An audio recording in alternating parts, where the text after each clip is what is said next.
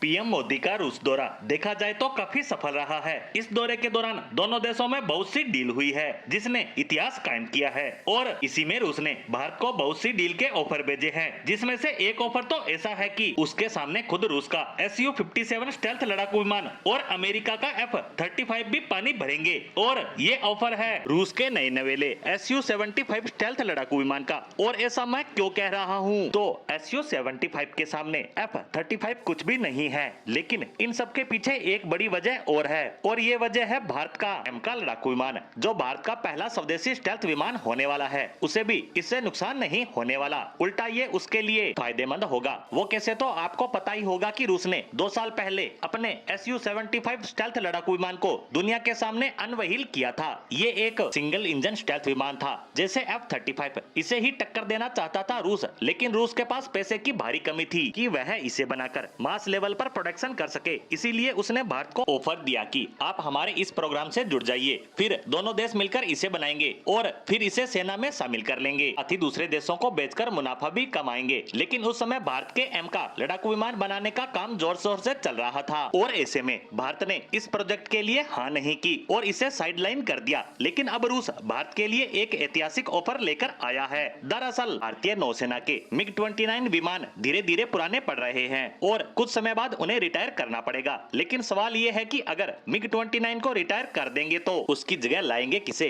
तो इसी पर रूस ने दिया है भारत को ऑफर कि आप 29 को रिटायर कर देंगे और उसकी जगह राफेल लाते हैं तो आपकी सेना को सब्स्टिट्यूट तो मिल जाएगा, लेकिन अपग्रेडेशन नहीं होगा। लेकिन हमारी राय है कि आपका जो MiG-29 है उसे रिटायर जरूर कीजिए, लेकिन उसकी जगह एक स्टेल्थ लड़ाकू विमान अपनी सेना में शामिल कीजिए, जैसे हमारा Su-75, जिससे कि आपकी सेना की ताकत में बढ़ोतरी भी होगी और भारतीय सेना विश्व की उन नौसेनाओं की एलिट ग्रुप में भी शामिल हो जाएगी जो स्टेल्थ विमानों को ऑपरेट करती है, और उसमें शामिल है विश्व का एकमात्र देश अमेरिका। वहीं रूस का ऑफर है कि अगर भारत इस प्रोग्राम में शामिल हो जाता है तो भारत और रूस की नौसेनाओं के पास भी स्टेल्थ विमान होगा। और सबसे खास बात तो ये है कि यह ऑफर अनबीटेबल है, यानी इस ऑफर के सामने सब ऑफर फीके पड़ जाएंगे। ऐसा क्यों, तो ऐसा इसलिए कि अगर भारत इसमें शामिल होता है तो शुरुआत में कुछ बिलियन डॉलर हमें रूस को पे करने होंगे, फिर मिलकर दोनों देश इसे बनाएंगे। उसके बाद हमें इसकी कीमत पड़ने वाली है 35 से 40 मिलियन डॉलर। वहीं F-35 आता है 100 मिलियन डॉलर का। तो अब आपका सवाल होगा कि क्या इस ऑफर में सब कुछ पॉजिटिव है या कुछ नेगेटिव भी है। तो एक नेगेटिव चीज भी है कि रूस अभी तक 100% स्टेल्थ विमान तैयार नहीं कर पाया है। ऐसे में Su-75 70% तक स्टेल्थ हो सकता है, लेकिन ओवरऑल देखा जाए तो नौसेना के लिए यह बहुत अच्छा ऑफर है।